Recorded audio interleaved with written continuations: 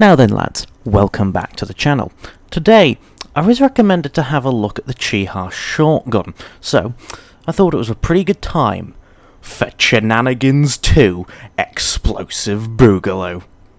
And so, I began looking at the Chi shotgun, the only Chi in the tech tree for some reason, as one of them is a premium and the other an event vehicle. However, this thing surprised me more than I thought, and actually proved to be pretty interesting to use than what I had initially thought.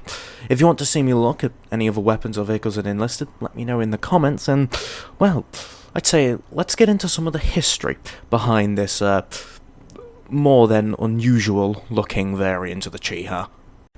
The Imperial Japanese Navy, 1944. The steel heart of Japan and the main fighting force pushing the evil American Navy back and protecting the Japanese troops so they could pillage East Asia for all they wanted, has a problem. The IJN mainly makes boats, sometimes big boats, but boats have one key flaw: boats float, which means that impressive battleship can't go on land and, say, support the Marines and fight off Shermans. Unless those Shermans were, on a beach and the ship could see them, but that's beside the point. The key factor is boat float, not walk. So, to get the help you'd need to give the infantry, you need a big gun that can move on land. So the IJN looks around and has this kind of genius plan. Tanks. You see, they get priority within the Japanese war industry, so they decide to take a few Chi-Has and decide to remove the crappy, weak 47mm AT cannon and replace it with a huge 12cm anti-submarine cannon, because obviously there could be submarines on land, because being sneaky is the whole deal. So, they take the cannon, cut off most of the barrel, and put a giant muzzle brake on it. They make about 12 of these Chi Frankensteins and give them to the Japanese Marines so that they can have some submarine protection, so the Marines aren't hit by a torpedo whilst trying to capture jungle forts. Anyway, they prove to be kinda weird, since they're not amphibious like their cousins, the Kami and the Kachi, so they have to kinda be dropped off manually, which does beg the question, did they actually even do their job? And we will probably not know, because there is not much known about their service other than the Yanks captured a few. So overall, the Chi shotgun is another Japanese tank that absolutely had no effect on the war other than making the lives of a few US Marines a few days a bit annoying. So it's kind of a flop, really, like most Japanese tanks. So, with that said, what's the tank like in Enlisted, though? Is the cannon worth it? Is it better than the regular premium Chi or the Chi Kai? Well, that's where I started to go and find out, and, well, let's just say the results certainly surprised me. Let's start with the gun. It's the most obvious thing about the tank. Now at tier 3, this gun's actually a bit of an outlier. It is the largest caliber of all the guns at this tier, and its only real counterpart would be the Yanks 105mm M4A3, and technically the Dicamax, but you never have to fight that, so whatever. The point is that the Chi shotgun, or the Chasug, you may call it, is in the same realm of tanks that are designed to bully infantry much more than other tanks, and it does this about as well as you would expect 120mm of explosive power to do. So yeah, it gives infantry a bit of a headache. However, what blew my mind was that this thing is actually a pretty competent tank killer.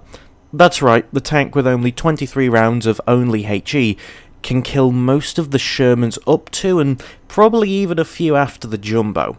This was something that caught me completely off guard, as none of the other Chi can do this, which leads to the question, how? Well, I actually don't know, but it's probably to do with overpressure or something. All I know is that it works, and that's fine by me. So all you need to know is to aim for the top of the turrets on the Shermans, and there's a good chance you'll kill them. Or not. It seems to be a real roll of the dice. Yay!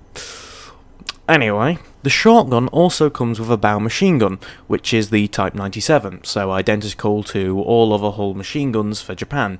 Short reload, barely overheats, pretty useful, but you might not use it as much since your whole shtick is kinda using that big cannon to kill the infantry.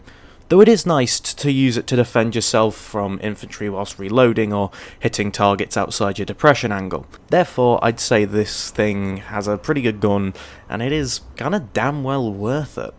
The armour, on the other hand, is, well, it's the armour of a Chi-Ha, so it's not especially good for Tier 3, where you'll be fighting a lot of Shermans who can certainly pen your 25mm of hull armour and 32mm of front turret armour. This at Tier 3 is kinda paper thin, and is made worse since you don't really have any good angles. So overall, this means your armour sucks and makes you a glass cannon, who may have to stay behind a lot of the lines. Now, I'm not encouraging grey zoning, but the way this tank is designed does seem to endorse that style of play, so just kinda be warned. Luckily, this does mean that you can counter this thing fairly easily, and you don't really need any of the complex AT weapons or cannons. You just need either a direct AT cannon, an explosion pack, or hell, even the boys' AT's pretty decent against the Chi-Has.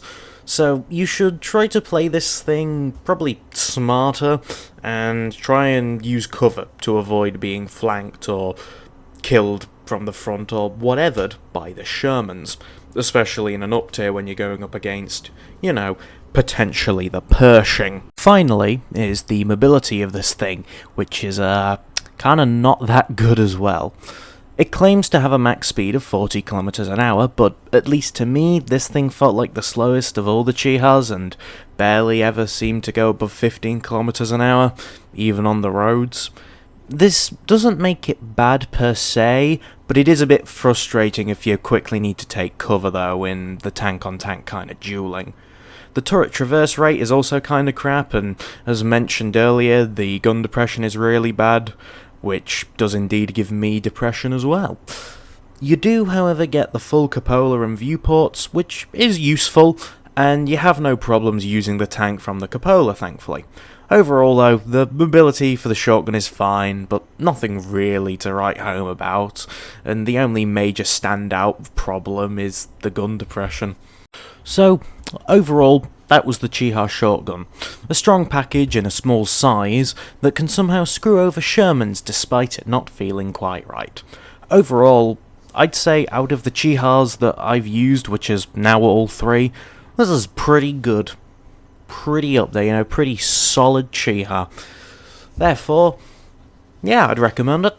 You know, this is a pretty fun tank, and although it's not exactly the Chi-Ha we would have wanted at first glance in the tech tree, I'm glad that it is in the tech tree at least. And it can kill Shermans, which is just a dumb thing, and I find that really funny. Anyway, I hope you enjoyed this unexpected sequel, and I hope to see you in the next video. So, goodbye, and thank you for watching indeed.